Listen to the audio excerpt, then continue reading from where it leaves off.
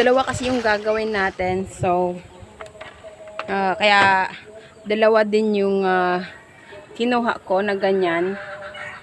And it's very hot sa kamay. Kaya huwag basta-basta magbasa pagkatapos nito ng paggawa. Tara, simulan na natin.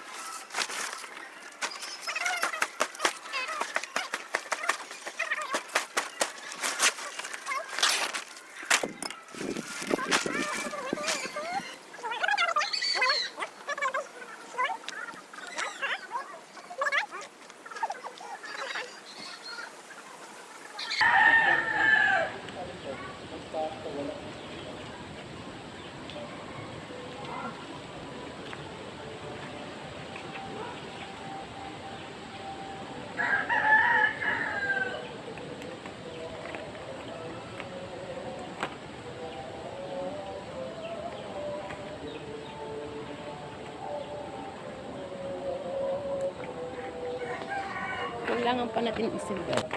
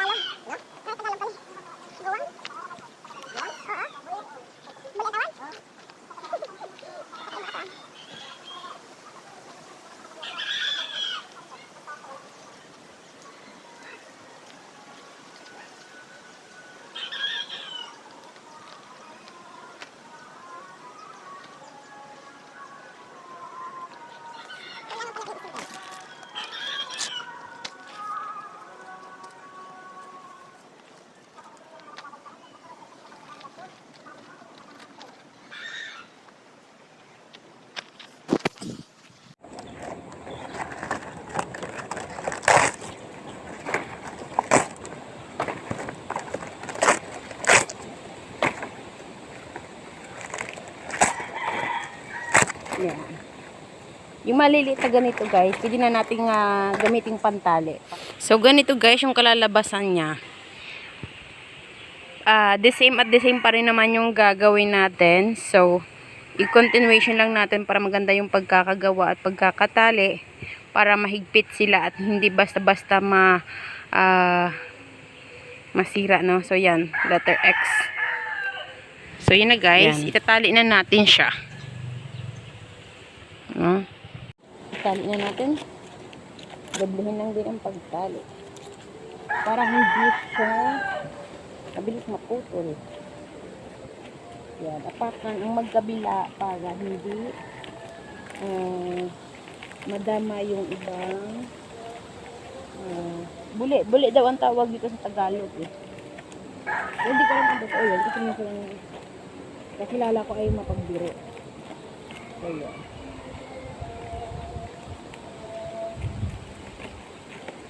Higpitan ang pagtali. Yan.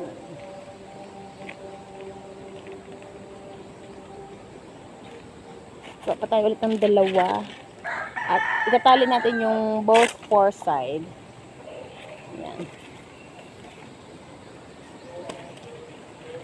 At apakan ulit ito magkabilang bahagi para maganda ang pagkakatali. Ito na siya.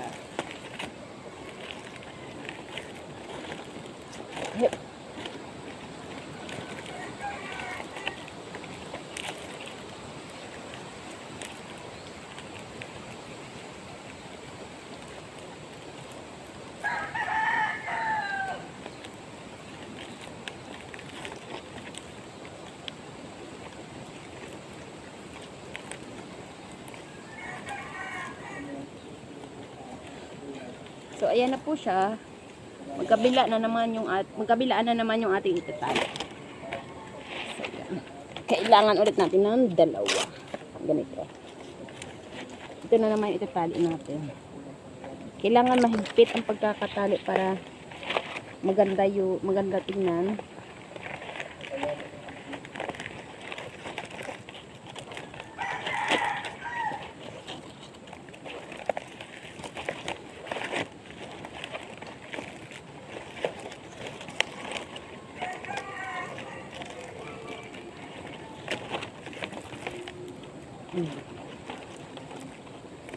Anong oras ito guys? Today is Sunday at ako magsisimba pa.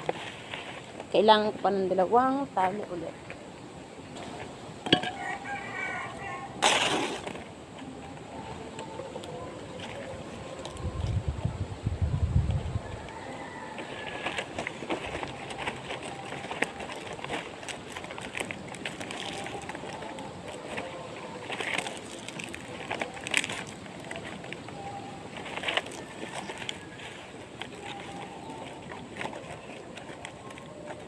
Kaya, pag kayo stay at home lang at walang magawa, so, just try to discover many things to do para hindi kayo mabored.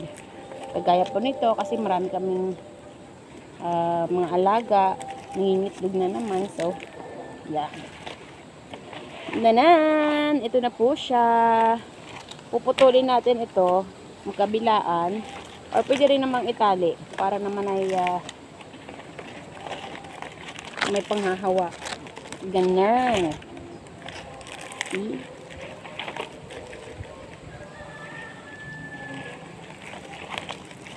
Para may pugad yung manok. Hindi kasi marunong higpitan dito.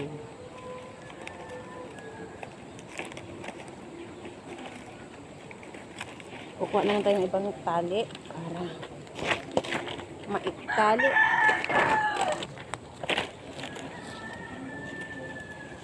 Ayan.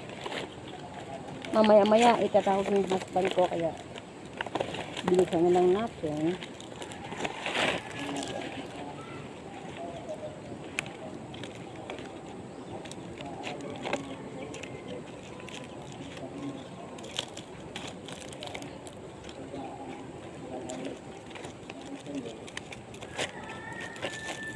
Ayan. Tapos itali natin ulit ito. Dalawa. Ayan.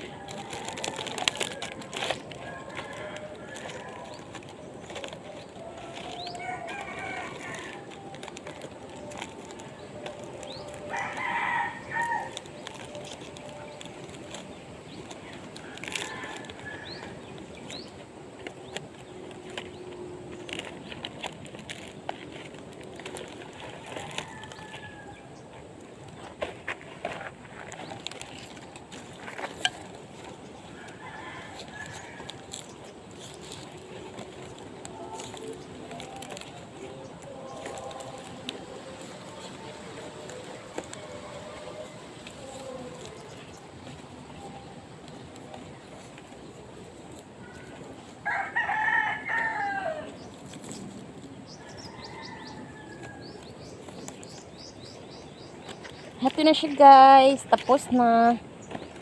Yan. Eto.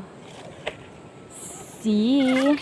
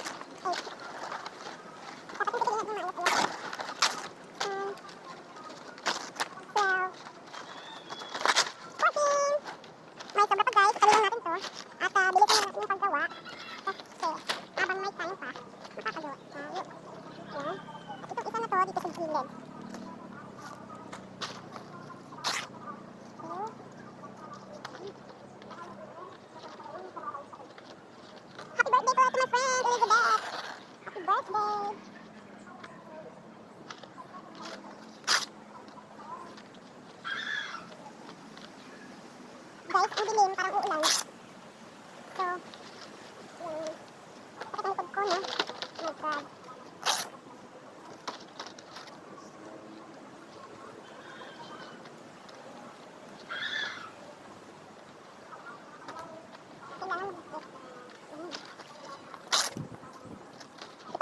Tali na natin.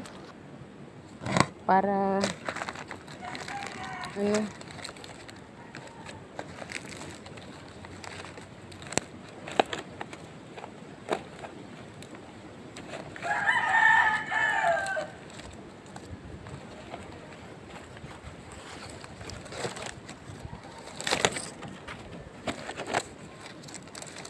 parang uulan.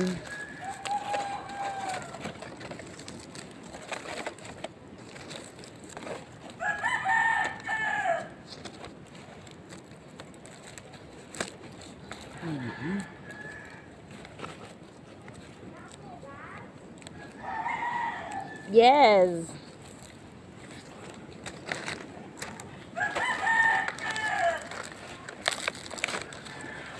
Tatlo kasi guys yung mga inahin kong gustong mangitlog at inaalagaan. So, kailangan natin ng pugad.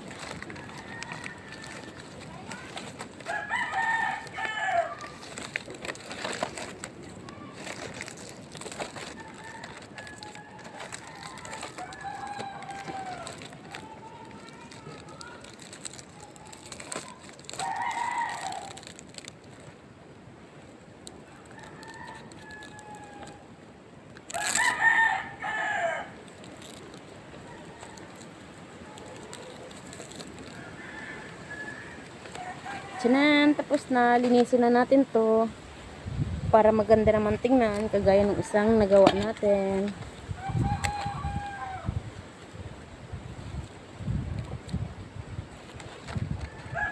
Babawasan natin.